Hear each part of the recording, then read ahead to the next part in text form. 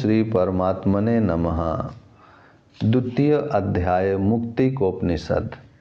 श्री रामचंद्र जी ने हनुमान जी से आगे कहा, वासना से युक्त मन को ज्ञानियों ने बद्ध बतलाया है और जो मन वासना से सम्यक्तया मुक्त हो गया है वह मुक्त कहलाता है। महाकपि, मन को वासना विहीन स्थिति में शीघ्र ले आओ।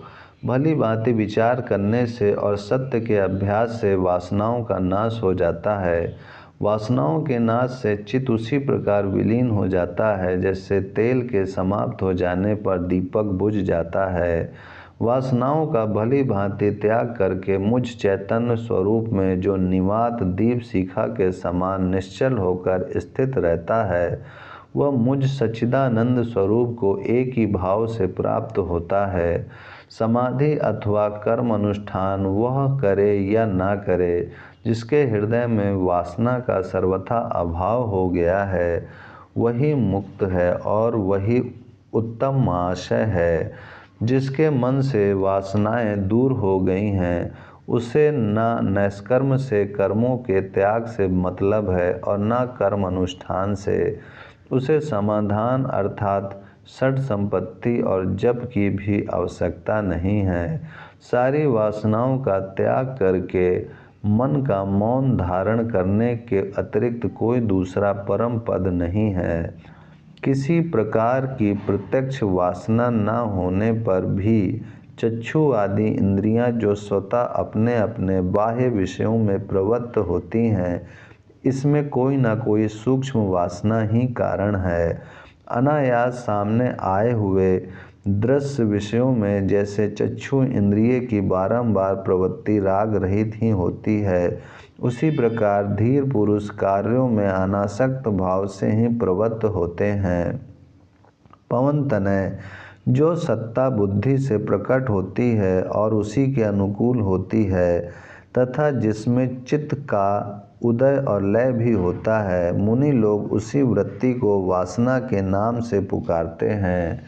चिर परिचित पदार्थों के अनन्य चिंतन के द्वारा जो चित्त में अत्यंत चंचलता उत्पन्न हो जाती है, वही चित्त चांचल जन्म जरा और मृत्यु का एकमात्र कारण होता है। वासना के कारण प्राणों में स्पंदन होता है और उस स्पंदन से पुनः वासना की उत्पत्ति होती है। इस प्रकार चित्त रूपी बीज में अंकुर लगते रहते हैं। चित्त रूपी वृक्ष के दो बीज हैं, प्राण स्पंदन, प्राणों की गति, और वासना। इन दोनों में से एक के भी क्षीण होने से दोनों नष्ट हो जाते हैं। अनासक्त होकर व्यवहार करने से, संसार का चिंतन छोड़ देने से और शरीर की विनश्वरता का दर्शन करते रहने से वासना उत्पन्न नहीं होती और वासना का भली भांति त्याग हो जाने पर चित्त अचित्तता को प्राप्त होता है, अर्थात उसकी वासनात्मिका प्रवृत्ति नष्ट हो जाती है। वासना के नष्ट हो जाने पर जब मन मनन करना छोड़ देता है, तब मन के निराकृत होने पर परम शांतिप्रद विवेक की उत्पत्ति होती है। जब तक तुम्हारे अंदर ज्ञान की उत्पत्ति नहीं हो जाती, तब तक तुम्हें परम पद अज्ञात है। तब तक गुरु तथा शास्त्र प्रमाण के द्वारा निर्णित मार्ग का आचरण करो। तदंतर कषायों का परिपाक होने पर जब निश्चय पूर्वक तुम्हें तत्व का ज्ञान हो जाए, तब तुम्हें निश्चिंत होकर समस्त शुभ वासनाओं का भी त्याग कर देना चाहिए। चित्त नाश दो प्रकार का होता है, स्वरूप और अरूप। जीवन मुक्त का चित्त नाश स्वरूप होता है और विदेह मुक्त का अरूप होता है, अर्थात जीवन मुक्त का चित्त स्वरूप से रहता तो है पर वह अचित्त हुआ रहता है। विदेह मुक्त होने पर उसका स्वरूपता नाश हो जाता है। पवन सुत, अब एकाग्र चित्त से मनोनाश के विषयों में सुनो।